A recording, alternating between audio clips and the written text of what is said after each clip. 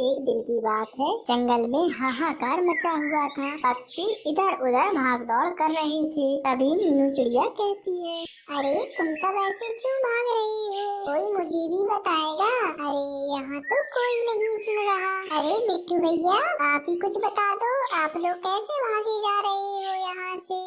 अरे मीनू बहन, जल्दी से यहाँ से अपने इन अंडों को लेकर भागो। यहाँ पर कोई दुष्ट चील आ गई है और वो सभी के बच्चों और अंडों को खा रही है। तुम भी मेरे साथ जल्दी से भागो मीनू चिड़िया। ऐसा कहकर वो मिट्टू तोता वहाँ से चला जाता है। तभी मीनू चिड़िया कहती है, अरे मेरे तो 4 अंडे हैं, मैं इन्हें एक साथ कैसे ले जाऊं? और मैं इन्हें छोड़कर भी तो नहीं जा सकती। आखिर मैं क्या करूं? अरे हाँ, मैं इन अंडों को पत्तों से ढक देती हूँ और मैं किसी पेड़ के पीछे जाकर छुप जाऊंगी। फिर जब खतरा टल जाएगा तो मैं वापस आ जाऊंगी। ऐसा कहकर फिर मीनू चिड़िया एक पेड़ से कुछ पत्ते तोड़ती है और अपने अंडों को अच्छे से ढक देती है और पास में एक पेड़ में जाकर मीनू चिड़िया वहीं पर बैठ जाती है। तभी मीनू चिड़िया के घोंसले पर अचानक से वो दुष्ट चील आ जाती है और कहती है, हा, अरे मेरे डर से तो सारे के सारे पक्षी भाग गए हैं और मैं उनके सारे अंडों और बच्चों को खा रही हूँ। लेकिन अब मेरा अगला टारगेट कौन होगा भला? अरे इसमें पत्ते कैसे? चलो अभी मैं इन पत्तों को हटाकर देखती हूँ कि इसके नीचे क्या है। तभी वो दुष्ट चील घोंसले पर से पत्ता हटाकर देखती है तो उसमें तो 4 अंडे होते हैं। ये देखकर वो दुष्ट चील कहती है, हो, अब जाकर मुझे समझ में आया। मेरे डर से इन पक्षियों ने अंडों को भी छुपा कर रखा है, लेकिन मेरे सातर दिमाग से आज तक कौन बच पाया है। अब तो मैं इन अंडों को खाकर ही दम लूंगी।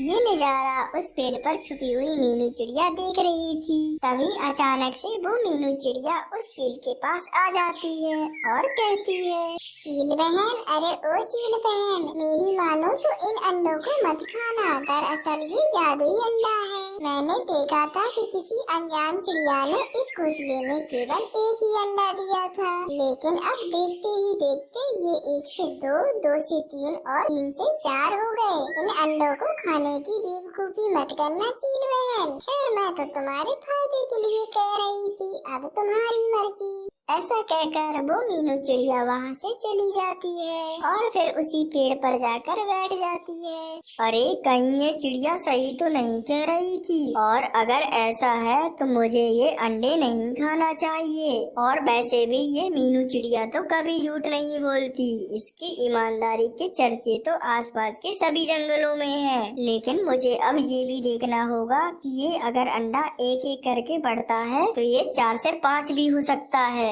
ये कहकर वो दुष्ट चील मीनू चिड़िया के घोंसले में ही बैठ जाती है और तभी मीनू चिड़िया सोचती है, अरे ये दुष्ट चील तो यहाँ से जा ही नहीं रही है। अब मैं अपने अंडों को यहाँ से कैसे ले जाऊँ? ऐसे सोचते सोचते ही अब रात हो जाती है और फिर अगले दिन मीनू चिड़िया सुबह सुबह ही अपने घोंसले पर जाती है। तभी वह चील मीनू चिड़िया से कहती है, अरे मीनू चिड़िया, तुम तो कह रही थी ये जादुई अंडे हैं। ये 1 से 2, 2 से 3 और 3 से 4 हो जाते हैं, लेकिन अब ये 4 से 5 क्यों नहीं हो रहा है मीनू चिड़िया? अरे चील बहन, मैंने कहा ना, ये जादुई अंडे हैं। ये जब 4 से 5 होंगे जब इन्हें कोई देखेगा नहीं। लेकिन आप तो यहाँ से हटने का नाम ही नहीं ले रही हो, तो भला ये 4 से 5 कैसे होंगे? ओहो, ये बात है मीनू चिड़िया। चलो तो मैं अभी सो जाता हूँ, फिर तो ये 4 से 5 हो जाएगा ना। हाँ चील बहन, जरूर हो जाएगा। तभी मीनू चिड़िया वहाँ से चली जाती है और वो चील भी उसके घोंसले पर सो जाती है। तभी एक अंडे से चूजा निकल जाता है। ये देखकर मीनू चिड़िया कहती है, अरे बाप रे, मुझे जल्दी से अपने बच्चे को लेकर जाना होगा।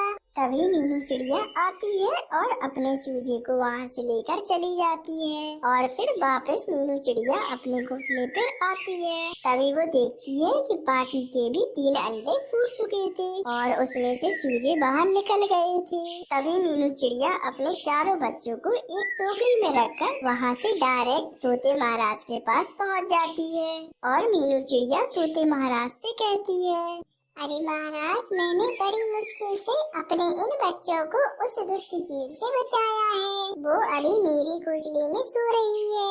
आप जल्दी से सेनापति को भेजकर उसे बंदी बना लीजिए। बस इतनी कृपा कर दीजिए महाराज, ताकि हम सब जंगल के पक्षी सुरक्षित रह सके। अरे अब तुम टेंशन ना लो मीनू चिड़िया, मुझे कई दिनों से उस दुष्ट चील की तलाश थी। अरे सेनापति। जी महाराज। जल्दी से तुम मीनू चिड़िया के साथ उसके घोंसले पर जाओ और वहाँ से उस दुष्ट चील को बंदी बना कर लाओ। उसने पूरे जंगल में आतंक मचा रखा है।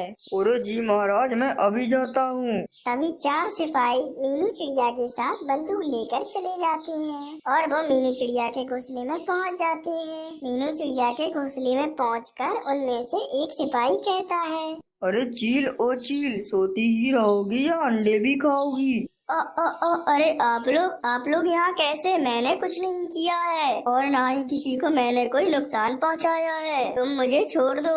अरे तुम सही हो या गलत, अब तो तुम महाराज के पास ही बताना। यहाँ बोलकर कुछ भी नहीं होगा दुष्ट चील। चलो अब चुपचाप मेरे साथ चलो, और अगर तुमने रास्ते में कोई भी चालाकी की तो मैं तुम्हें वहीं जान से मार दूंगा। फिर सेनापति उस दुष्ट चील को लेकर महाराज के पास पहुंच जाता है और महाराज कहते हैं, अरे दुष्ट चील, तुमने कई दिनों से इस जंगल में आतंक मचा रखा है। अब लगता है तुम्हारा काम खत्म करना होगा।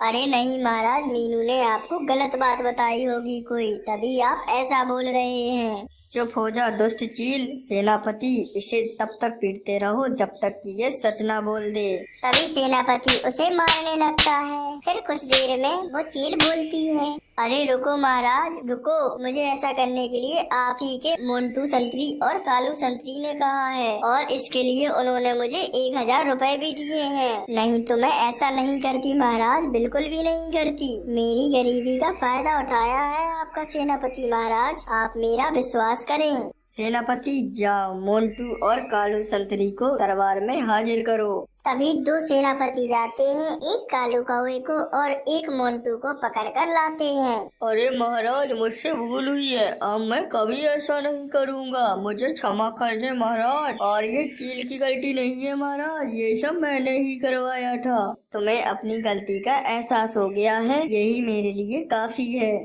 और दुष्ट कौवे, तुम 50 बार उठ। अपनी खिड़की पे बैठा चिड़िया का छोटा बच्चा तेज बारिश की आवाज सुन रहा था। जंगल में दूर दूर तक उसे कोई भी दिखाई नहीं दे रहा था। वो 2 दिन से भूखा था, क्योंकि बारिश होने की वजह से वो 2 दिन से भोजन नहीं ला पाया था। वो कभी अपने घर के बाहर देखता तो कभी अपने घर के अंदर पड़ी अपने मम्मा पापा की पुरानी चीजों को, क्योंकि उसके मम्मा और पापा पिछले महीने एक तूफान में मर गई थी। फिर चिट्टू की नजर अपनी मम्मा के पीले छाते पर जाती है और वो अपने ख्यालों में खो जाता है।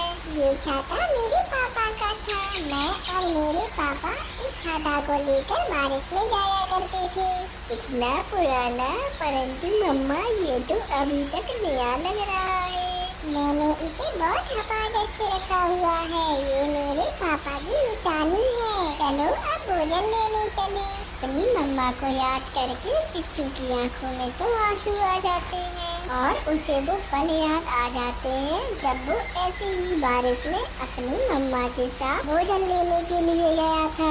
मम्मा, मुझे बारिश से बहुत डर लगता है। बेटा, जब मम्मा पास हो तो डरते नहीं, क्योंकि आपकी मम्मा आपको हर मुसीबत और मुश्किल से बचा लेगी।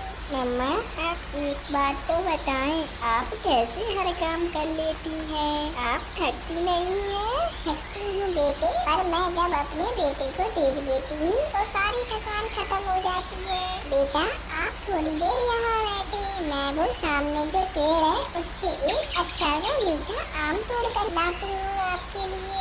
मैं भी साथ जाऊंगा। नहीं मेरे बेटे, आप ये छाता पकड़ के यहीं पर बैठे, मैं अकेले ही जाऊंगी बेटा, क्योंकि वो पेड़ इंसानों का है, क्या पता कहीं पत्थर न आने लगे। आपको पता है आप फिर भी वहाँ जा रही हैं? हाँ बेटा, अगर हम पक्षी इन पत्थरों से डरने लगे तो हम लोग तो फिर भूखे ही मर जाएंगे। ऐसे ही चुच्चू को तो सब याद आ जाता है जब थोड़ी ही देर में उसकी दुनिया उजड़ चुकी थी, जब एक पत्थर तेजी से आकर उसकी मम्मा के सीने में लगता है और वो खून में लथपथ वहीं गिर जाती है। वो अपनी मम्मा के साथ बारिश में भोजन लेने गया था, परंतु अकेले ही अपनी मम्मा का छाता थामे घर लौट रहा था। छोटे चुच्चू के आंसू बारिश के कतरों की तरह बह जा रहे थे। बारिश हो या पत्थर, मुझे अब भोजन लेने जाना ही होगा। मम्मा, मुझे आपकी आखिरी बात याद है। बस चुच्चू यही बात कहकर अपने घर से अपनी मम्मा का वो पीला छाता उठाकर घर से बाहर निकलता है। नदी के पानी में बहती हुई तितली का शोर चुच्चू को अपनी तरफ खींच लेता है। चुच्चू उसे पानी से निकालकर एक पत्थर पर रख देता है। मैं अपने दोस्त को मिलने आई थी, बारिश शुरू हो गई और मैं नदी में गिर गई। चलिए, मैं आपको आपके घर तक छोड़ आता हूँ। फिर चुच्चू छोटी तितली को साथ लेकर उसके घर की तरफ जाता है। नदी के उस पार एक मैदान में बड़े पेड़ के साथ तितली का घर था। चुच्चू तितली को उसके घर छोड़ देता है। मैं आपका ये एहसान कभी नहीं भूलूंगी। मैं मिलना चाहूंगी आपसे दोबारा। मेरा घर इसी जंगल में है और मेरा भी कोई दोस्त नहीं है। मैं जरूर आपसे मिलने आऊंगा, मगर मुझे अब जाना होगा। मुझे भोजन लेने जाना है। बेरी के पेड़ के नीचे मैंने कुछ देखा था, शायद वो आपका भोजन हो। मैंने आप वहाँ जाकर देखे। फिर चुच्चू छोटी तितली को उसके घर छोड़कर बेरी के पेड़ की तरफ जाता है। वहाँ उसे एक झाड़ी के पास मीठे बेर नजर आते हैं, जिन्हें देखकर चुच्चू तो बहुत खुश हो जाता है। चुच्चू वो बीज लेकर वापस अपने घर जाता है। वो छाते को साफ कर उसी जगह पर रख देता है बस, और फिर से खिड़की की तरफ बैठ जाता है। परंतु अब उसके पास भोजन भी था। वो छोटा चिड़िया का बच्चा अपना भोजन खा लेता है, क्योंकि उसे पता था कि अब उसके मम्मा पापा नहीं है और उसे खुद को जिंदा रखने के लिए ये सब करना है। वो भोजन खा लेता है और अपने मम्मा पापा की यादों में फिर से खो जाता है और वहीं बैठे बैठे सो जाता है।